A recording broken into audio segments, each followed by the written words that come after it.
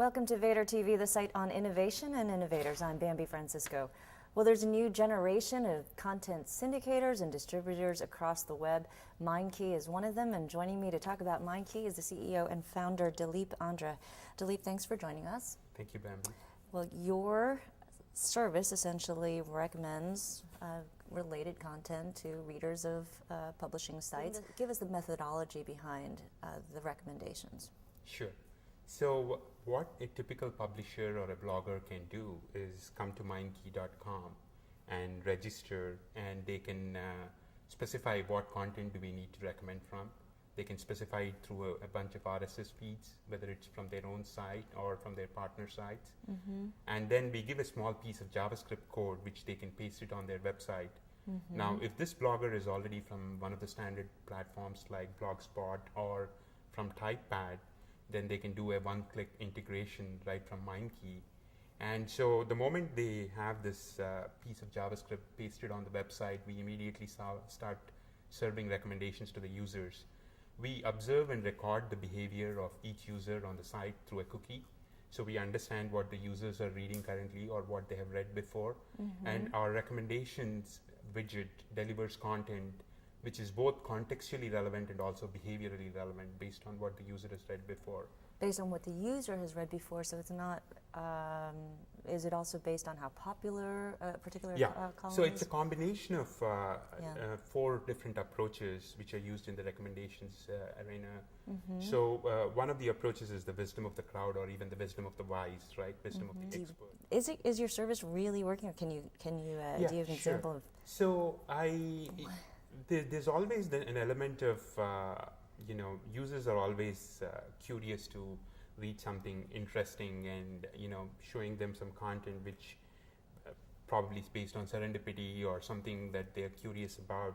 You can certainly get some clicks, but at the same time there are several users out there who are constantly looking at digging more in specific areas, right? And for them, oftentimes when they visit their favorite websites, they don't necessarily get to the content they want in one go, and it often takes a lot of searching. And what Minekey is trying to do is reduce that problem, where the users really don't have to end up searching for a lot of information, and the most relevant information is surfaced and shown in a widget, right? And so essentially this is giving an opportunity for the publisher to merchandise the content and present the most relevant content to every user. And I think the proof of the pudding is really in how successful you are from a click-through rate standpoint. What's your click-through rate? So our click-through rates currently are at least around 3 to 4%. And if you look at the fact that the Minekey's widget on most of these blogs, these blogs are pretty lengthy in terms of it takes multiple scroll downs, around 15 or 20 scroll downs to scroll to the homepage of a blog. So our widget is getting viewed by maximum of 10% of the viewers or 15% of the viewers, and amongst that we are getting around 3 to 4% click-through rates. How many widgets are out there right now across the blogosphere, and how do you drive that? So currently we are serving close to about 300 to 400,000 widget impressions. Okay. Yeah. Monthly? Yes, on a monthly basis. And how do you drive that higher? Well, we just launched a service last week, and so we are hoping that the word is going to get out internet there. time. Okay, yes. No, I'm kidding. Yeah. I'm sure you'll drive those clicks higher. Now, Vader, we're a publisher, so there are a number of sites out there. I think Media River, I've spoken with them recently, as well as Sphere. They have widget technology, and they also syndicate and distribute content. So why should we use a service like yours? Sure. So if you look at Sphere primarily surfaces the content that is most relevant to a given context, right?